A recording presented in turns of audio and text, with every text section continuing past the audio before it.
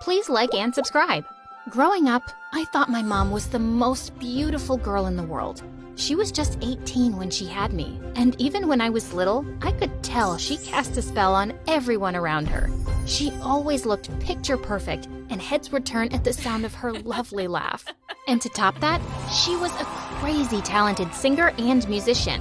She'd let me play on the piano as she practiced her songs. And when I was 3, Mom released her first album, and it broke records. She shot to stardom overnight, and our lives were transformed. And because of Mom, I was famous too.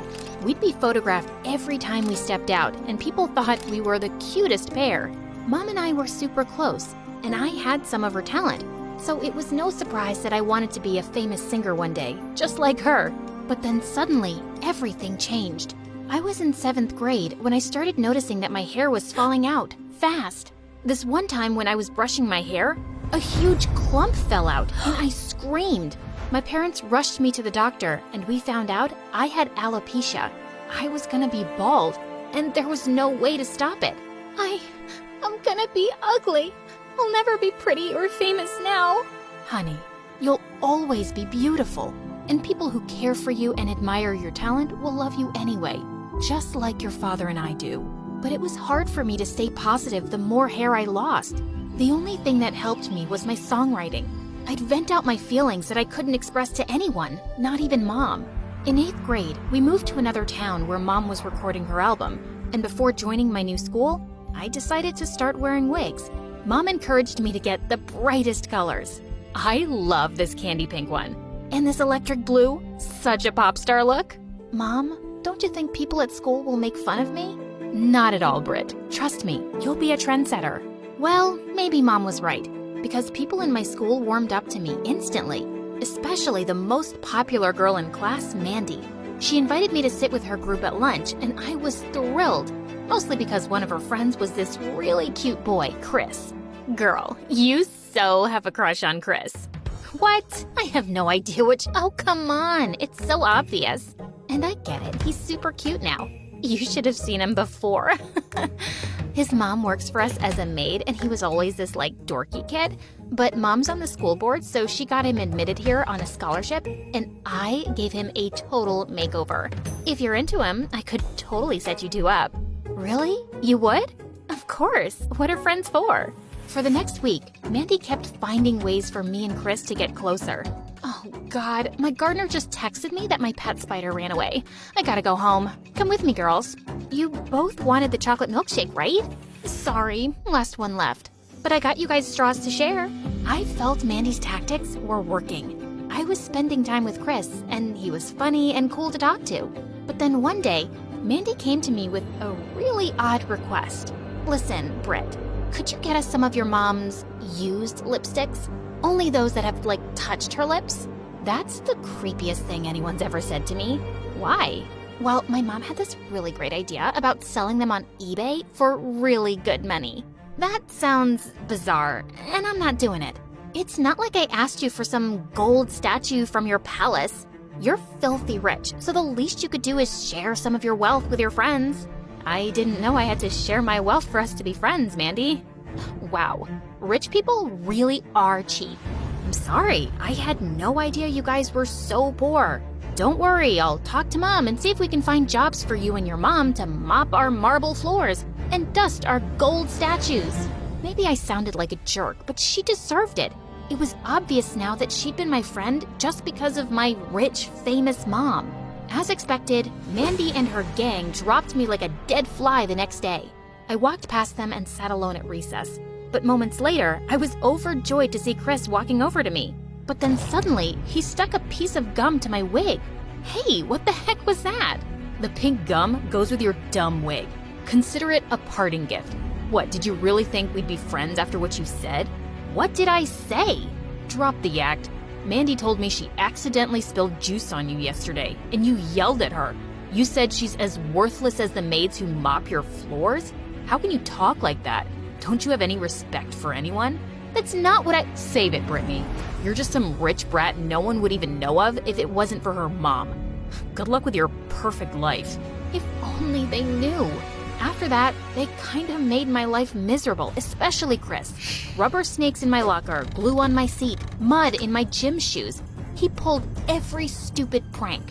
One time, I walked into the classroom and Mandy groaned loudly before passing some money to Chris. Ugh, I lost the bet. Weirdo's wearing a purple wig today. Told ya, but you were right about one thing. She looks like a cartoon, no matter what. One afternoon when I got home, I heard loud voices from the lounge, and I was shocked to see Mandy and her friends surrounding Mom. Sing a song for us, please. How are you so pretty? You and Brittany look like sisters, except you're like 10 times prettier. What's going on here? Oh, hi, honey. Your friends dropped by for a visit.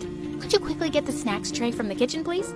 And moments later, Mom was performing as those hyenas screamed and took selfies, and I just stormed off. An hour later, Mom walked into my room. Why didn't you join your friends? Are you feeling sick? I'm fine, Mom. And they're not my friends. They don't even like me. They're vultures who probably came to steal your lipsticks. What? They're just not nice to me, okay? I didn't tell you because you're busy with your album and we'll be leaving as soon as it's done, right? Yeah, but it could take a few months. You know, honey, teenage girls fight all the time and then make up.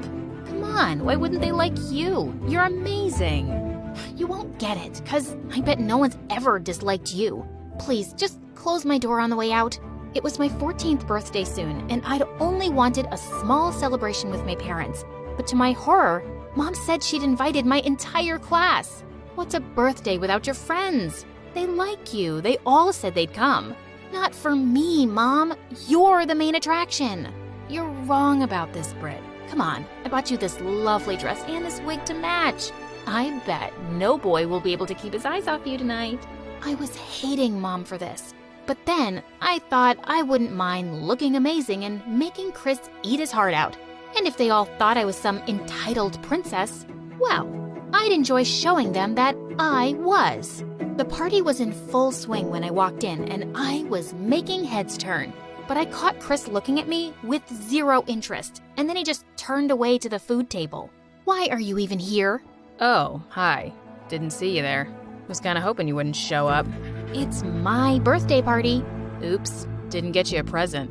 I just came because Mandy asked me to. What are you, her pet? You believe anything she says and do whatever she asks? Chris looked mad, but before he could reply, Mom stepped onto the stage. Attention, everybody! Many of you may not know that Brittany is a super talented singer herself. So, I wanted you to cheer her on as she joins me for a duet. The last thing I wanted to do was sing in front of these people, right next to Mom. But she'd left me no choice. I was super nervous, and I could tell my voice was off key. Mom kept nodding at me encouragingly, but I just couldn't go on. As I was leaving, I suddenly tripped over my dress. Mom caught me before I fell flat on my face, but then I realized my wig had come off. Everybody was staring at me in shock, and I burst into tears and ran away, with Mom behind me. Brittany, it's not such a big deal if people know. You're beautiful as you are. Gosh, can you just please stop, Mom? I'm so sick of you telling me every other minute that I'm amazing and beautiful. Maybe it's something you need to keep telling yourself because even you don't really believe it. That is so unfair. No, what's unfair is that you made me sing tonight because next to you, I feel about this small. And it's unfair that all my hair fell out, and it's unfair that I constantly have to live in the shadow of someone like you. Why? What's so terrible about me? Just that you're you. So freaking perfect. I knew my words were cruel, but I just couldn't stop myself. I was certain I wouldn't be going back to school. But after the weekend, I decided I wasn't hiding. It's not like my life in school was great before. What would be so different now? But to my surprise, I was met with smiles and greetings when I entered the class. One girl invited me to sit with them for lunch, while another whispered, "I think you're brave, girl." I was touched by everyone's kindness. Mandy and her group didn't say a word to me, and I didn't even look their way. But that afternoon while I was waiting for my car, Chris came over to me. I tried walking away, but he blocked me. Please wait.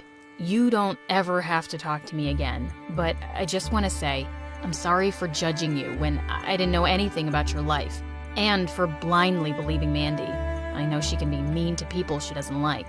I'm just sorry for being a jerk. He sounded so sincere that I forgave him, but I wasn't sure I wanted to be friends again. But after that